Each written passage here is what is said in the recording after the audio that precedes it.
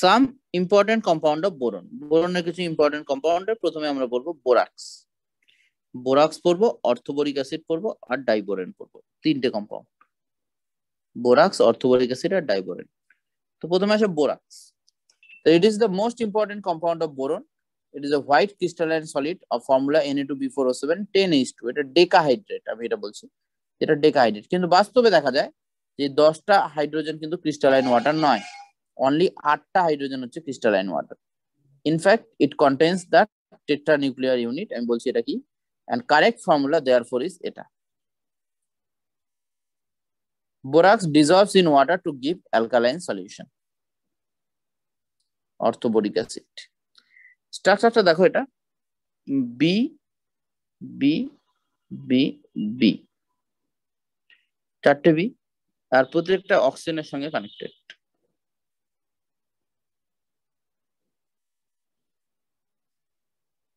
প্রত্যেকটাতে একটা করে OH গ্রুপ, তাহলে B4O5O7O4 OH4, এই হচ্ছে এর structure, correct structure. Okay, and therefore formula is এটা হবে 8H2 crystalline water আছে। নেক্সট দেখো, on heating borax first loses water molecule and swells up. The further heating it turns into transparent liquid which solidifies into glass-like material known as borax bead. একটা বিখ্যাত একটা analytical কেমিস্ট্রিতে আমাদের একটা reaction আছে যেটার নাম হচ্ছে বোরাক্স বিড টেস্ট। সেটা কি করা হয়, বোরাক্স নেওয়া হয়, বোরাক্সটাকে প্রথমে হিট করা হয়, সোডিয়াম মেটাবোরেট হয়, এবং ওটাকে একটুখানি কম্পাউন্ডে টাচ করিয়ে আবার যদি আমরা স্ট্রংলি হিট করি তাহলে এটা বোরিক অ্যানহাইড্রাইড তৈরি করে, যেটা কিনা বোরিক অ্যানহাইড্রাইড যেটা এই গ্লাস লাইক একটা বিড তৈরি করে, কাচের একটা বোরাক্স বিড বলা হয়। তাহলে the metaborate of transition metal গুলো কালারফুল হয়। The metaborate of many transition metals have characteristic colour and therefore borax bead test can be used to identify them in the laboratory. For example, when borax is heated in a Bunsen burner flame with cobalt oxide on a loop of platinum wire, a blue colored cobalt boride bead is formed.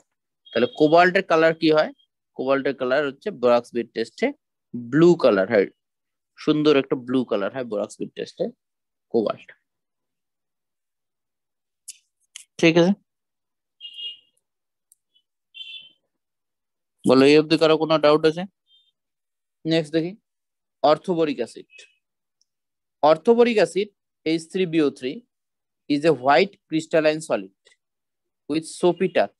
soapy touch মানে হচ্ছে সাবানের মতো একটু slippery হবে, এটা হচ্ছে H3BO3। এটা কারণ হচ্ছে এটা গ্রাফাইটের মতো স্ট্রাকচার হয়, লেয়ার্ড স্ট্রাকচার, তার জন্য এটা সোপি টাচ হয়। It is sparingly soluble in water but highly soluble in hot water. Sparingly soluble in cold water, normal ওয়াটারের ক্ষেত্রে এটা সলিউবল হতে চায় না, কিন্তু হট ওয়াটারে সলিউবল হয়।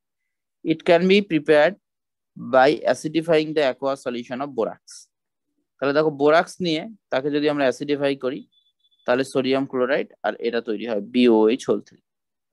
It is also formed by hydrolysis, the reaction with water or dilute acid of most boron compounds, halides, hydride, etc.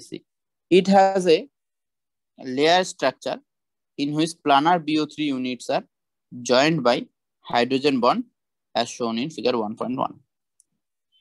Boric acid is a weak monobasic acid. Boric acid is a weak monobasic acid. এই কোশ্চেনটা খুব আসে পরীক্ষায়, যেটা মনোবেসিক acid কেন।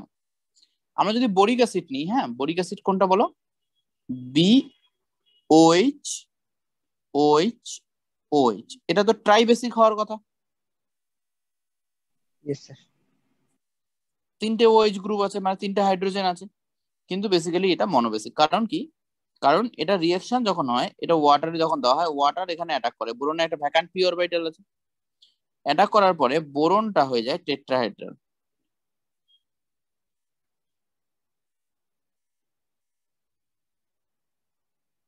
Minus plus, আর এখান থেকে যখন যায় তখন এটা একটাই H+ আয়ন তৈরি করে।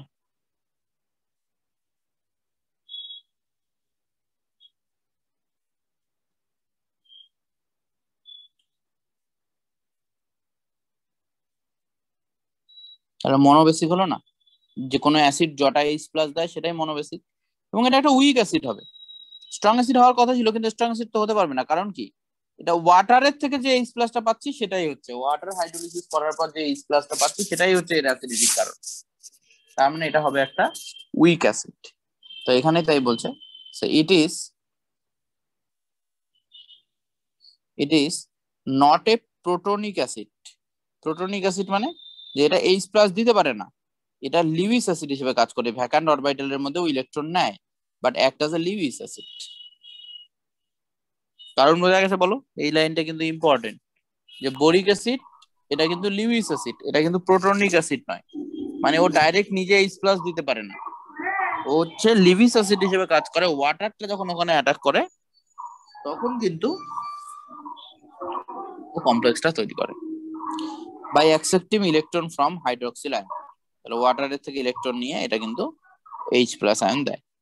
তাহলে on heating orthoboric acid above 370K forms metaboric acid HbO2।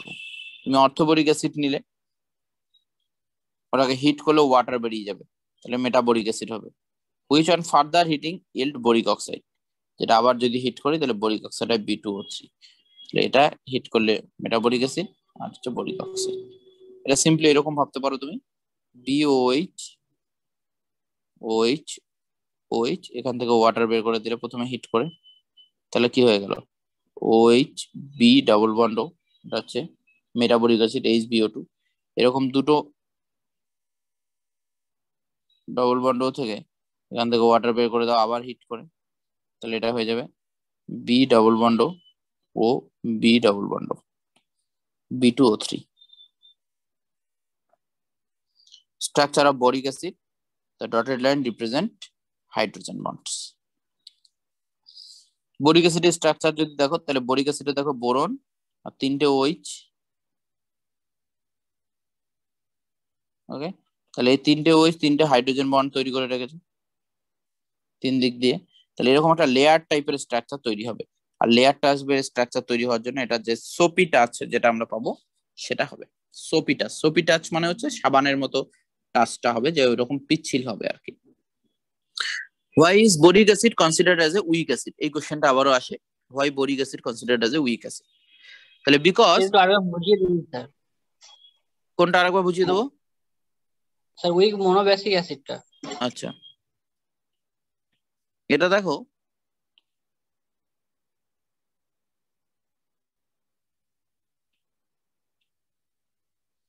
Boric অ্যাসিডে এরকম তো, তা আমাদের হিসেবে কি বলতো যে বোরিক অ্যাসিডের ক্ষেত্রে 3টে OH আছে, তাহলে 3টে H 3টে ট্রাইবেসিক অ্যাসিড হওয়ার কথা ছিল, তাই না? কিন্তু এটা ট্রাইবেসিক হচ্ছে না, কারণ কি? কারণ এই হাইড্রোজেন গুলো এখান থেকে যাচ্ছে, এই হাইড্রোজেন গুলো থেকে H+ আমরা পাচ্ছি না। আমরা কি করছি, ওয়াটারের সঙ্গে যখন এটাকে ওয়াটারে দিচ্ছি, ওয়াটার এখানে এসে এর পি অরবিটালে, ভ্যাকান্ট পি অরবিটালে গিয়ে একটা টেট্রাহেড্রাল কমপ্লেক্স তৈরি করছে। তাহলে এখানে ওয়াটার অ্যাটাক করেছে, তাহলে OH+ হয়েছে, এটা মাইনাস হয়েছে, আর এটা 3টে OH গ্রুপ আছে।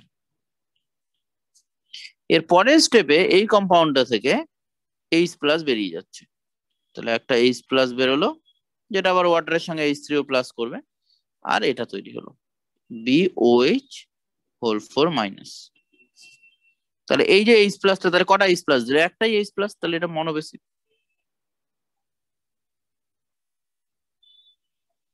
ওকে স্যার। আর এটাকে বোরিক অ্যাসিড কেন উইক অ্যাসিড হিসেবে কনসিডার করা হয়? তাহলে because it is not able to release H+ ions, it is not able to release H+ ions on its own. It receives OH- ion from water molecule to complete its octet internal release H+ ion। তাহলে এটা H+ ion directly release করতে পারে না, ওয়াটারের থেকে H+ ion release করে। Next হচ্ছে ডাইবোরেন B2H6। ডাইবোরেনে কি, it is simple boron hydride known as diboron। Boron hydride, তুমি লিথিয়াম অ্যালুমিনিয়াম হাইড্রাইডের নাম শুনেছো, BF3 এর সঙ্গে রিঅ্যাকশন করবে B2H6 তৈরি হবে boron hydride. It is prepared by heating boron trifluoride with lithium aluminium hydride directly in ether. এটা খুবই ইম্পর্টেন্ট রিঅ্যাকশন, মনে রাখতে হবে এটা আমাকে B2H6 তৈরি করার জন্য। A convenient laboratory method for the preparation of diboron involves in the oxidation of sodium borohydride with iodine. তাহলে সেটাও করা যেতে পারে, সোডিয়াম বোরোহাইড্রেটকে আয়োডিনে করলে B2H6 পাওয়া যেতে পারে। Diboron is produced in the industrial scale by reaction of BF3 with sodium hydride. তাহলে BF3 কে সোডিয়াম হাইড্রাইডে রিঅ্যাকশন করলে ইন্ডাস্ট্রিয়াল স্কেলে ডাইবোরন আমরা পাই। প্রপার্টিজ যদি দেখি, diborane is a colourless highly toxic gas with boiling point 180 K. Diboron catches fire spontaneously upon exposure to air. বাইরে আসলেই আগুন ধরে যাবে। It burns in oxygen, releasing an enormous amount of energy. তাহলে এটা অক্সিজেনের প্রেজেন্সে আসলে আগুন ধরে যাবে, B2O3 তৈরি করবে এবং 1976 কিলোজুল এনার্জি, এবং এই জন্য এটাকে অনেক সময় ফুয়েল হিসেবেও কাজ ইউজ করা হয়েছে। তাহলে most of the higher boranes are also spontaneously flammable in air. Borans are readily hydrolyzed in water to give boric acid. তাহলে এটার সঙ্গে হাইড্রোলাইজ করবে, স্ট্রংলি বরিক অ্যাসিড তৈরি করবে। Diborane undergoes cleavage reaction with Lewis acid and borane adduct. তাহলে এটা B2H6 এর সঙ্গে যখন একটা অ্যামিনের রিঅ্যাকশন করলে এটা তৈরি হবে। এগুলো জাস্ট একবার করে রিডিং করবে, এখানে এত নেই। কিন্তু এর পরের যে প্যারাগ্রাফটা, এই প্যারাগ্রাফটা ইম্পর্টেন্ট। এই প্যারাগ্রাফটা শুধু ইম্পর্টেন্ট না, সুপার ইম্পর্টেন্ট প্যারাগ্রাফ। কি বলতে চাইছে ভালো করে শোনো। Reaction of ammonia with diboron gives initially B2H6 2NH3, which is formulated as BH2NH3 whole C and BH4 minus. এটাকে এভাবে লেখা যেতে পারে। Further heating gives borazine. Borazine B3N3H6. It is known as inorganic benzene. তাহলে পরীক্ষায় প্রশ্ন আসবে, inorganic benzene কি? Inorganic benzene হচ্ছে borazine. In view of the ring structure with alternate BH&H ring, এই যে রিঅ্যাকশনটা, এই রিঅ্যাকশনটা পরীক্ষায় অনেকবার জিজ্ঞেস করা হয়েছে ABC দিয়ে। তাহলে প্রথমে এখানে হচ্ছে B2H6 এর সঙ্গে রিঅ্যাকশন করেছি অ্যামোনিয়া, B2H6 এর সঙ্গে অ্যামোনিয়া রিঅ্যাকশন করলে এটা তৈরি হচ্ছে। তারপরে এটাকে যদি আবার ফার্দার হিট করছি, B3N3H6 হচ্ছে।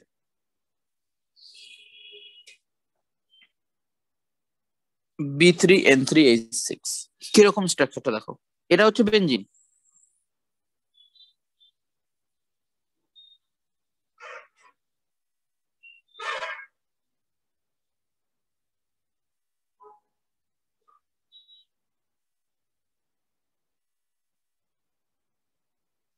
এটা বেনজিন, এটাকে বলে ইনঅর্গানিক বেনজিন। এখানে কি হবে, boron nitrogen, boron nitrogen, boron nitrogen, B3N3 আর H6।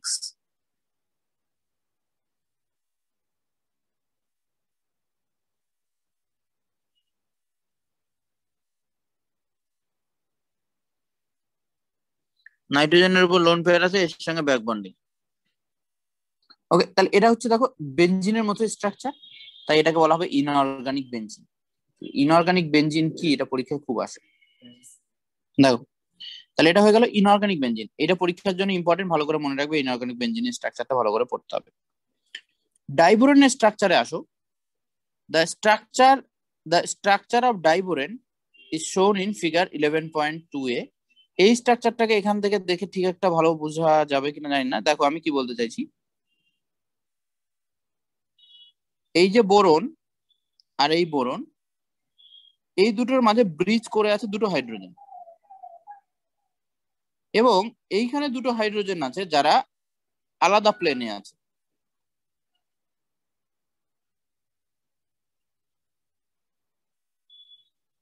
এই প্রতিটা বোরনই হচ্ছে টেট্রাহেড্রাল বেসিক্যালি। এই বোরনটা দুটো বোরনই টেট্রাহেড্রাল হচ্ছে। ওকে, তাহলে the 4 terminal hydrogen atoms of 2 boron atom is lie in one plane. তাহলে দেখো টার্মিনাল হাইড্রোজেন অ্যাটম কোনটা, এই হাইড্রোজেনটা, এই হাইড্রোজেনটা, এই হাইড্রোজেনটা, এই হাইড্রোজেনটা, এরা একই প্লেনে আছে। দেখতেই পাচ্ছ এরা একই প্লেনে আছে, কিন্তু যে দুটো ব্রিজে আছে সেই দুটো আলাদা প্লেনে আছে। above and below this plane there is 2 bridging hydrogen atom. তাহলে এই হাইড্রোজেন অ্যাটম দুটো একটা above প্লেনে আছে, একটা below প্লেনে আছে। সবাই বুঝতে পেরেছো এই কনসেপ্টটা কি হচ্ছে? এইটা হচ্ছে প্লেন।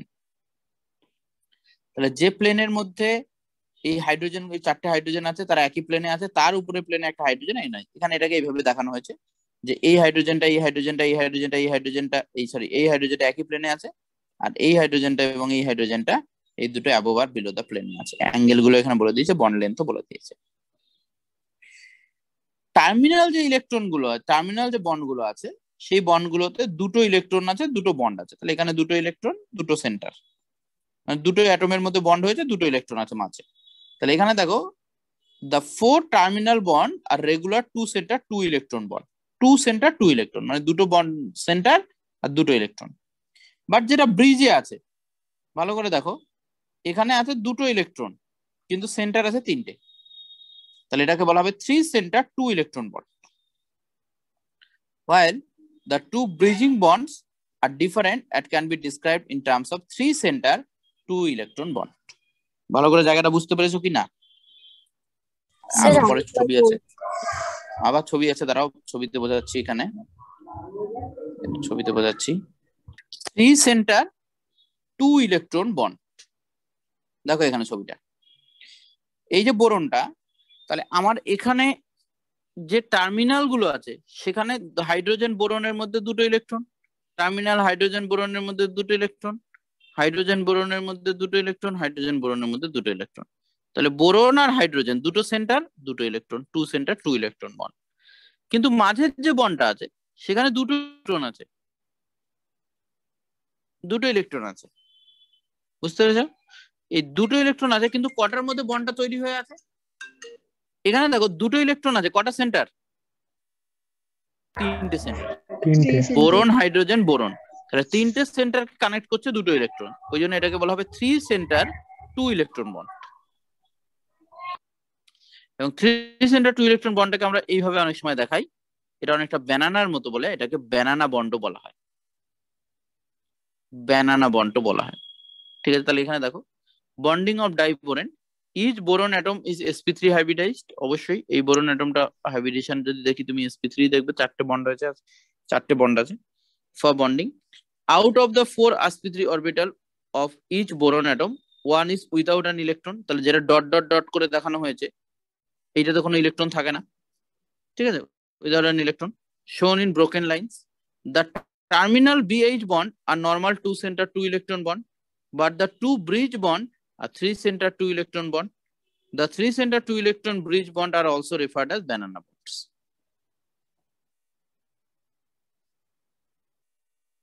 বুঝলাম? হ্যাঁ স্যার। আর এখানে দেখো boron also form a series of hydroborates। the most important is the tetrahedral BH4 ion। tetrahydroborates, several metals are known: lithium borohydride, sodium borohydride। tetrahydroborates are also known as borohydrides, lithium borohydride, sodium borohydride, এরকম আমরা পাই। that the prepared by the reaction of metal hydrides with B2H6 in diethyl ether।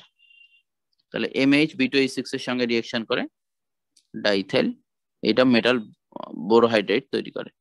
তাহলে যেটা lithium আর sodium. তারপরে দেখো both lithium borohydride and sodium borohydride are used and reducing agent in organic synthesis। they are useful starting material for preparation of other metal borohydrates। uses যদি দেখো, uses of boron, aluminum and other compounds: boron being extensively hard refractory solid of high melting point, low density and very low electrical conductivity, find many application। boron fiber is used for making bulletproof vest and high composite material for aircraft। the boron 10 isotope has high ability to absorb neutrons and therefore metal boride are used in the nuclear industry as a protective shield and control rod। the main industrial application of borax and boric acid is in the manufacture of heat resistant glasses like Pyrex। এটা heat resistant glasses আছে যেটাতে boron use করা হয়। Glass wool and fiber glass। borax is also used as flask for soldering metals for heat, scratch and stain resistant glazes, coating to earthwares, and the constituent of medical soaps. Medical soap constituent of boron. আমাদের যেগুলো bath soap use করি, bath সোপের মধ্যে কিন্তু boron থাকে না, কিন্তু originally যেগুলো medicated bath soap, যেগুলো অ্যাকচুয়ালি বাথ সোপ আমরা যেগুলো ইউজ করি সেগুলো তো বাথ সোপ নয়। বাথ সোপ এক একটা বাথ সোপের 200-300 টাকা করে দাম হয়, তো সেগুলোতে কিন্তু বোরন থাকে। An aqueous solution of orthoboric acid is generally used as a mild antiseptic. অ্যালুমিনিয়ামের ইউজ যদি দেখি, aluminium is bright silverly white metal with high tensile strength. It has a high electrical and thermal conductivity. On a weight-to-weight basis, the electrical conductivity of aluminium is twice that of copper. Aluminium is used extensively in industry and everyday life. It forms alloys with copper, manganese, magnesium, silicon, germanium, zinc, aluminium, and its alloys can be given shapes of pipe, tubes, rod, wires, plates, foils. Therefore, and uses in packing, utensil making, constructions, aeroplane and transportation industry. The uses of aluminium as its compounds at domestic purposes now reduces considerably because of their toxic nature. তাহলে এইগুলো অবধি হয়ে গেল তোমাদের group 13। বলো কি কি পড়তে হবে তাহলে আমাদেরকে? প্রথমে তো আমাদের গ্রুপটা সম্পর্কে পড়তে হবে, গ্রুপের যে এলিমেন্ট গুলো আছে সেই এলিমেন্ট গুলোর ইলেকট্রনিক কনফিগারেশন, আয়নাইজেশন পোটেনশিয়াল, এইসব জিনিসগুলো পরপর দেখতে হবে, এবং তাদের কিছু ইম্পর্টেন্ট কম্পাউন্ড আছে যে কম্পাউন্ড গুলো সম্পর্কে পড়তে হবে।